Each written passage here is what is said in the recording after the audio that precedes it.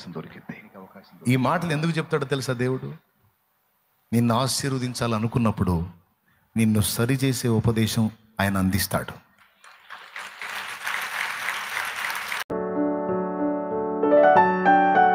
దేవుడు మనల్ని ఎరిగి ఉంటాడని మర్చిపోవద్దు. మన హృదయాలను, మన ఆలోచనను, మన ప్రవర్తనను దేవుడు కనుగొంటాడు. సౌలుని దేవుడు ఉంచేవాడే, కానీ సౌలు అపాత్రుడైపోయాడు. తరచుగా దేవుని మీద తిరుగుబాటు చేసి దేవునికి దుఃఖాన్ని కలిగించాడు. లేకపోతే సింహాసనం మీద శాశ్వతంగా సౌలుని, సౌలు కొడుకుని, సౌలు మనవణ్ణి, సౌలు ముని మనవణ్ణి అట్లా వరుసగా ఆ వంశాన్నే రప్పించాలనుకున్నాడు. కానీ సౌలు తిరుగుబాటు దెబ్బకి రద్దు చేశాడు. రద్దు చేసి సమూయేలుతో ఏమన్నాడో తెలుసా? నా చిత్తానుసారమైన మనస్సు గల యొకని కనుగొన్నాను అన్నాడు. చిత్తానుసారమైన మనస్సు గలవాడు ఎవరంటే దావీదు. అసలు దావీదు పుట్టాడా? సమూయేలు సౌలుకి ఈ మాట చెప్పినప్పుడు దావీదు పుట్టనే లేదు. ఇంకో 8 ఏళ్లకు పుడతాడు. అంటే యెషయికి మిగిలిన కొడుకులు 3-4 పుట్టే ఉన్నారు. ఇంకా యాకోబు పుట్ల, ఇంకా 8 ఏళ్లకు పుడతాడు. ఆ పుట్టేవాడు ఎవరి కడుపున పుడతాడో, ఏ ఊర్లో పుడతాడో, అతను ఎలాంటి వాడో, దేవుణ్ణి ఎంత ప్రేమిస్తాడో, దేవుణ్ణి ఎంత హత్తుకుంటాడో, దేవునికి ఎంత భయపడతాడో దేవుడికి తెలుసు. చూశాడు, పుట్టబోయే పిండాలను చూశాడు, పుట్టిన పిండాలను చూశాడు, ఉన్నవాళ్ళని చూశాడు, మొత్తం ఇశ్రాయేలు మొత్తాన్ని. అట్లా చూస్తే ఎవరు కనపడ్డారు? దావీదు కనపడ్డాడు.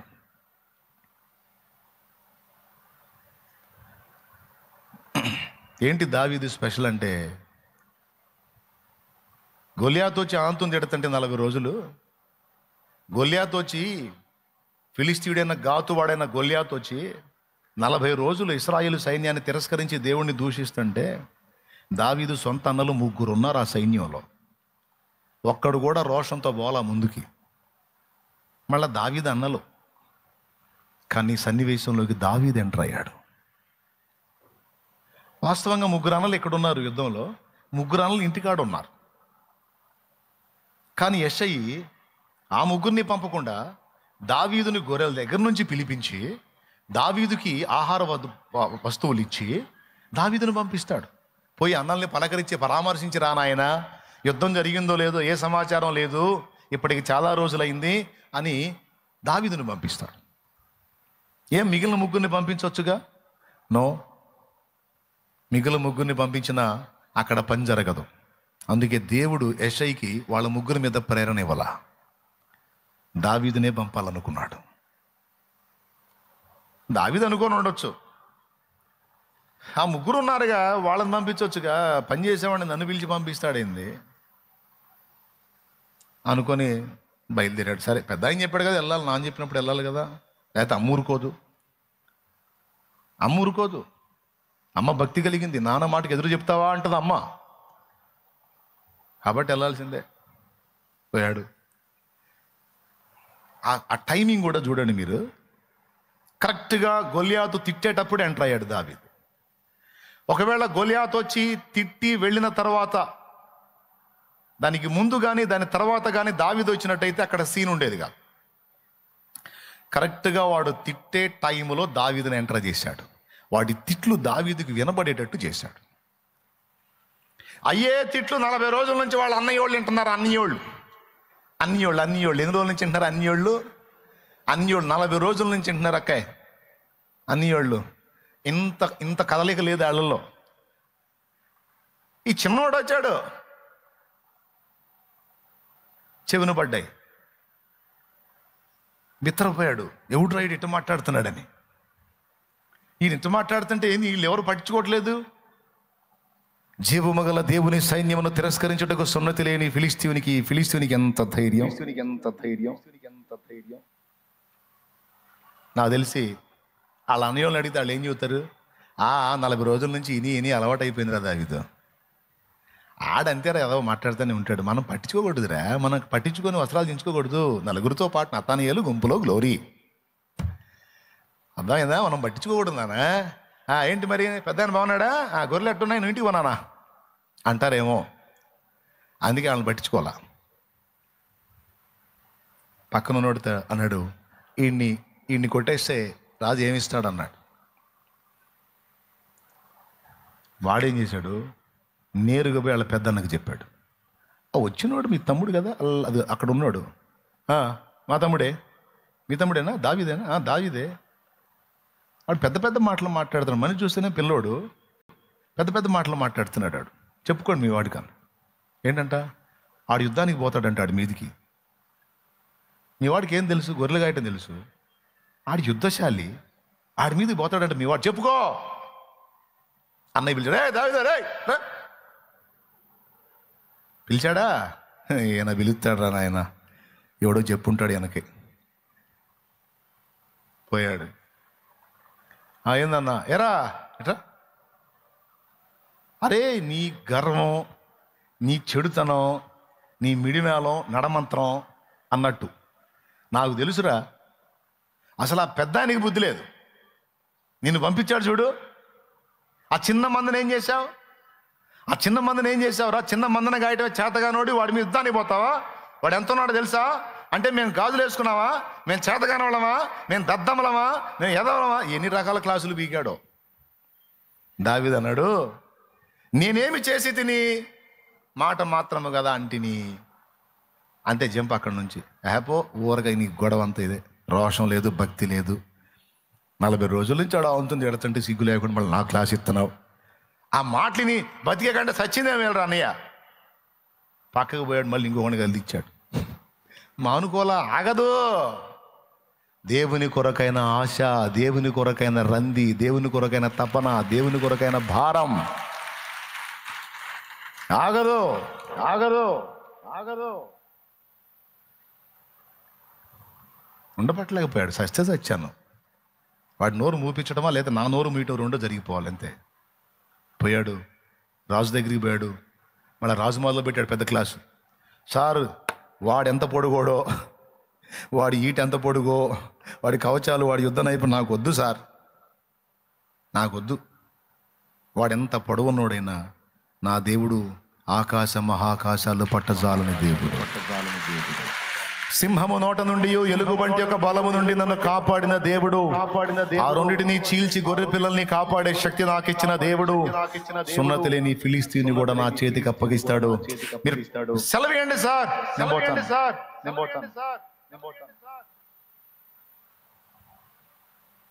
సరే పో అన్నాడు. పోయాడు, కొట్టేశాడు. మీకు తెలుసా సంగతి ఏం జరిగిందో? జయం వచ్చింది. అప్పటిదాకా సణిగినోళ్ళు గొణిగినోళ్ళు అందరూ దావీదును పైకెత్తేశారు.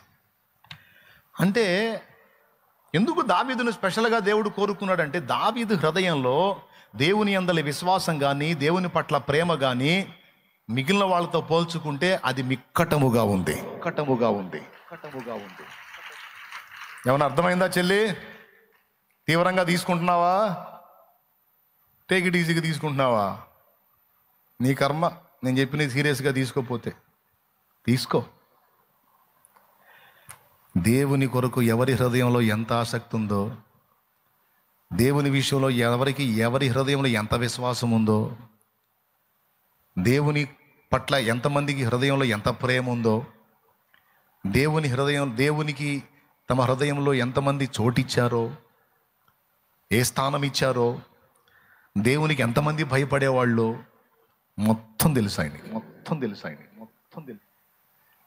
నేను అన్నీ బాగానే ఉన్నానన్నా అన్ను అంటావు. నీకుండే రంధ్రాలు నీకుంటాయి. బాగున్నాయి కాదు, బాగలేనివేవో అవి చూసుకొని సరి చేసుకో. తప్పకుండా పక్షపాతం లేని దేవుడు నీ చేతిని కూడా పైకెత్తుతాడు, నిన్ను కూడా ఆశీర్వదిస్తాడు. నిన్ను కొన్నిటికి అప్పగించాడంటే ఎక్కడ ఏ లోపం జరుగుతుందో, ఎక్కడ ఏ అడుగులు జారుతున్నాయో, ఎక్కడ ఏది తేడా పడుతుందో ఖచ్చితంగా నువ్వు పరిశీలించుకోవాలి. నేను పరిశీలించుకోవాలి, దిద్దుకోవాలి, సరిచూసుకోవాలి. దావీదులో ఏం చూసుంటాడు? విశ్వాసం, దేవుని అందలి ప్రేమ. యాకోబులో ఏం చూశాడు?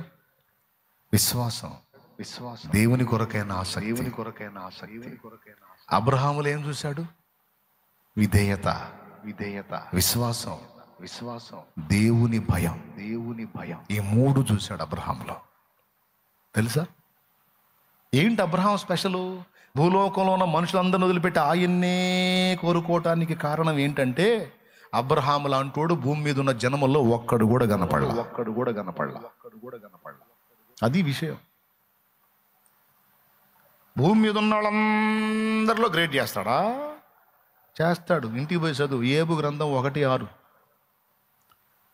నా సేవకుడైన ఏబు సంగతి నీవు ఆలోచించితివా? భూమి మీద అతని వంటి వాడు ఒక్కడునూ లేడు అంటాడు.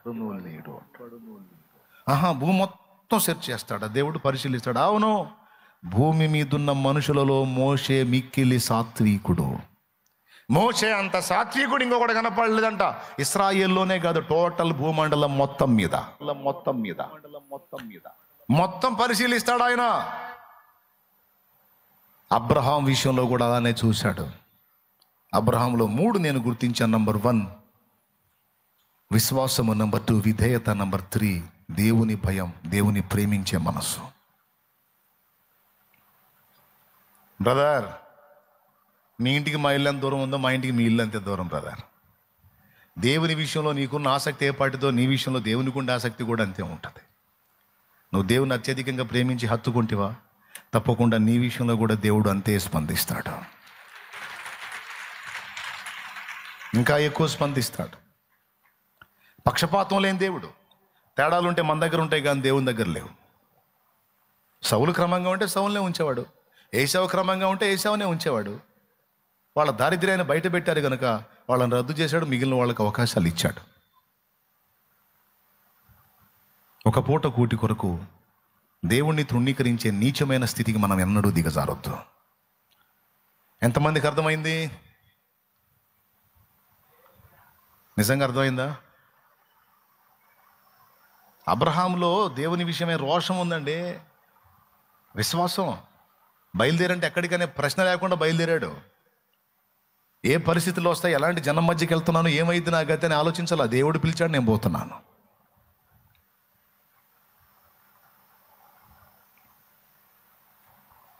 సొదొమ రాజు, ఆస్తి నువ్వే పట్టుకుపో, మా ఫ్యామిలీస్ని మాకు ఇచ్చేసి ఆస్తి నువ్వే పట్టుకుపోండి, నాకెందుకురా నీ ఆస్తి. అబ్రహామును నేనే ధనవంతుని చేసి తినని నీ ఒక్క మాట అయినా చెప్పకుండాన్నట్లు నూలు పోగైనా ఒక చెప్పు వారైనా నేను ముట్టన, నాకెందుకు దాని డబ్బు. ఎంత రోషం! రాజీ పడ్డాడు. రాజులను జయించి తిరిగి వచ్చేటప్పుడు షాలేము రాజును ఎదుర్కొని, షాలేము రాజు ఆయన ఎదుర్కొన్నప్పుడు అబ్రహాము తన కష్టార్జితం అంతట్లో నుండి, తను సాధించిన దాని అంతట్లో నుండి 10వ భాగము దేవునికి ఆనాడే కేటాయించాడు. ఇది నాది కాదు, నా దేవుని దీవెన. అంతమందిని నేను జయించి ఇంత సాధించానంటే నా దేవుని కృప లేకపోతే, నా దేవుని బలమైన హస్తం లేకపోతే, 318 మందిని పెట్టుకొని 4 రాజుల్ని కొట్టి జయించి, నేను తిరిగి జయించి వాళ్ళదంతా దోచుకొని వచ్చానంటే అది నా దేవుని సహాయం, నా దేవుని శక్తి, నా దేవుని కృప అని ఎరిగి ఆనాడే దేవుని కొరకు దేవుని కేటాయించడం అనే పద్ధతి ఆనాడే మోషే ధర్మశాస్త్రం రాక మునిపే అబ్రహాం ఫాలో అయ్యాడు. తెలుసా మీకు? ఇక చూడండి, అన్ని అబ్రహాం క్వాలిటీస్ చూడండి మీరు. శారా చెబితే హాగర్ని చేసుకున్నాడు. శారా చనిపోయిన తర్వాత కేతురాన్ని చేసుకున్నాడు. శారా ఉన్నప్పుడు తనకు తానుగా కకూర్తిపడి ఏ స్త్రీని మోహించలా, ఏ స్త్రీ దగ్గరికైనా తొందరపడలా. క్వాలిటీ. అబ్రహాములాగా నేను కూడా అంటే ఎట్లా కుదిరిద్ది? మోకాళ్ళు వేసి అబ్రహామును దీవించినట్టు నన్ను కూడా దీవించు ప్రభువా అంటే, అరే అవతల మనిషి కనపడంగానే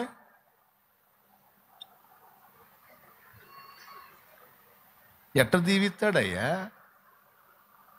అర్థమైంది? మీకు అర్థమైందిగా?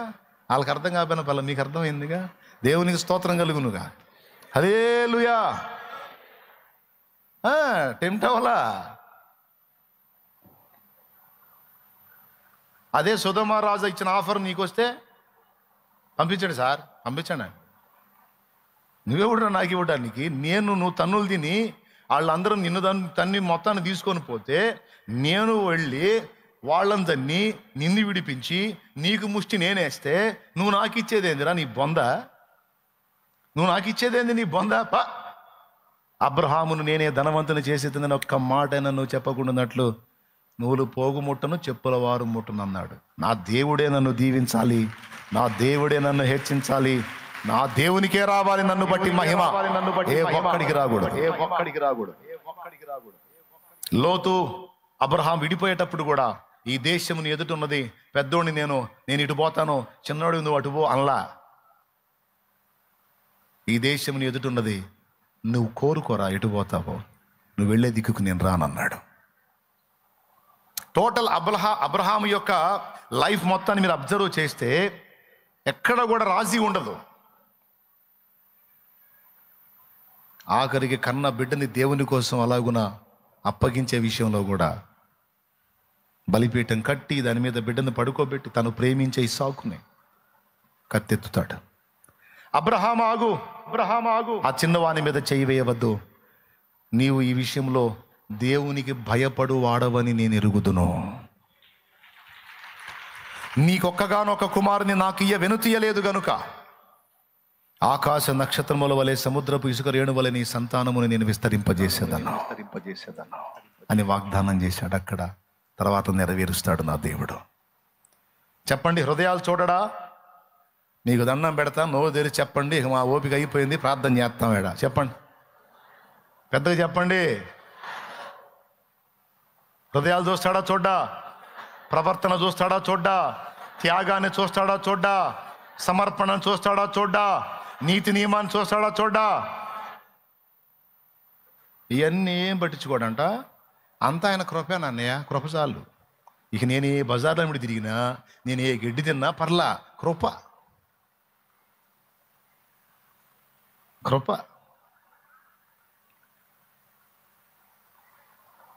చూపుతాడు. మరి ఆ కృప చూపేటట్టయితే సౌలు మీదే చూపించవచ్చుగా, దావీదు మీద ఎందుకు వాళ్ళ అన్న మీద చూపించవచ్చుగా, యాకోబు మీద ఎందుకు ఏసా మీద చూపించవచ్చుగా. అవునా? కుదరదు అట్లా. అపోస్తులు కూడా చూడండి మీరు, మిగిలిన వాళ్ళందరినీ పక్కన పెట్టి పేతురు నీకు ఇస్తా తాళపు చేతులు అంటాడు. పేతురుతోనే ఆయన వసంతం అంతా.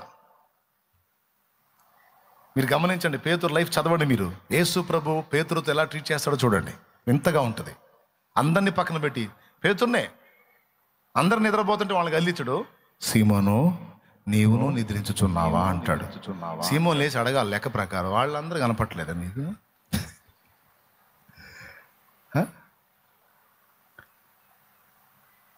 మళ్ళీ వాళ్ళు ఎవరిని అనడు. సీమోను మాత్రం సాతానా నా వెనక్కబో అంటాడు. అంత మాట నేను పొరపాటు మిమ్మల్ని అంటే ఇక మళ్ళా చర్చికి కనపడటం, మళ్ళీ ఆదివారం ఏంది శాలేమని డైరెక్ట్గా పట్టిన ఎంత మాట అన్నాడు తెలుసా? ఏమన్నాడు? సైతానా అన్నాడు అని కనపడరు. ఇంకా డైరెక్ట్గా అంతమంది ముందు సాతానా నా వెనక్కబో అన్నాడు. ఆయన ఫీల్ అవ్వలా, హత్తుకున్నాడు యేసయ్యని. తెలుసు హృదయాలిరిగిన వాడు, అంతరంగాలిరిగిన వాడు. కాబట్టి ఒక్కసారి మిమ్మల్ని మీరు పరిశీలించుకోండి. దేవుడు ఎన్నడూ పక్షపాతి కాదు, అందరినీ సమదృష్టితో ప్రేమించే దేవుడు. కానీ లోపాలన్నీ మన దగ్గర ఉన్నాయి, శాపగ్రస్తమైన పనులు మన దగ్గర ఉన్నాయి, బుద్ధిహీనతలు మన దగ్గర ఉన్నాయి, ఒక పూట కూటి కొరకు ప్రలోభించేటువంటి నీచ ప్రవృత్తి మన దగ్గర ఉంది. దేవునికి భయపడక, దేవుని భయం లేకుండా విచ్చలవిడిగా జీవించే నీచత్వం మన దగ్గర ఉంది.